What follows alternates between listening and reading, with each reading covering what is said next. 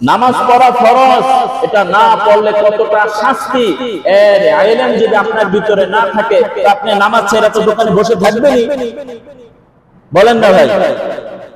আযান যখন হয়ে যাবে, নামাজ যে কতটা গুরুত্ব হাদিসের মধ্যে রয়েছে, কোন ব্যক্তি যদি ফজরের আযান হয়ে যাওয়ার পর সে যদি ফজরের নামাজ না পড়ে যোহর পর্যন্ত, আল্লাহর রাসূল দেখলেন জাহান্নামের মধ্যে একজন ব্যক্তিকে অত্যাচার করা হচ্ছে, কেমন বড় একটা পাথর দিয়ে তার মাথার মধ্যে আঘাত করা হচ্ছে, রক্তের নদী, ওই আঘাতের কারণে ওই ব্যক্তি আবার সাগরের মাঝখানে চলে যায়, তার মাথা ছিন্ন বিচ্ছিন্ন হয়ে যায়।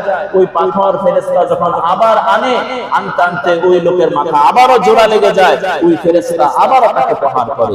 এভাবে দীর্ঘ সময় তাকে নির্যাতন করা হচ্ছে। আল্লাহর রাসূল জিজ্ঞেস করলেন কেন তাকে নির্যাতন করা হচ্ছে? ফেরেশতা জানানো হলো যে ফজর থেকে নিয়ে যোহর পর্যন্ত সে এই সময়টা গাফলতের সাথে কাটাইছে, নামাজ পড়ে নাই, এই কারণে ফজরের পর থেকে নিয়ে যোহর পর্যন্ত তার এই শাস্তি।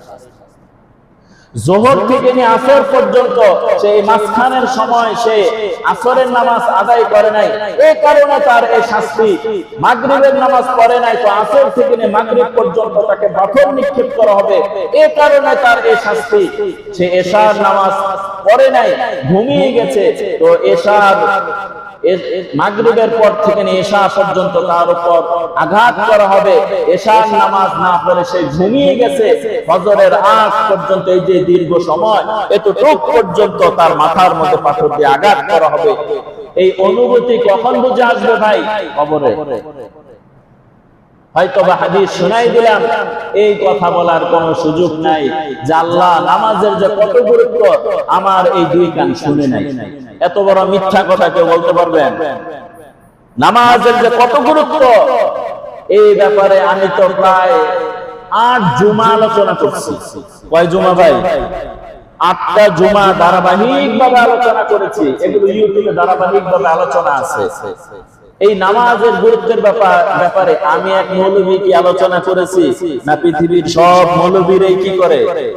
এই আলোচনা করে পৃথিবীর প্রতিটা নামাজি ব্যক্তি সে চায় তার সন্তানটা যেন নামাজি হয়ে যাক, পৃথিবীর প্রতিটা নামাজি চায় তার স্ত্রী যেন নামাজি হয়ে যাক, তার পরিবার বর্গ যেন নামাজি হয়ে যাক। চাই কিনা? এমন একজন নামাজি পাওয়া যাবে আমি একলা নামাজ পড়ে জান্নাতে চলে যাব, এমন নামাজি আছে? এমন নামাজি নামাজি ব্যক্তি চায় তার পরিবার বর্গ সবাই যেন নামাজি হোক, একসাথে জান্নাতে থাকবো। কিন্তু সবাই কি কথা শুনে?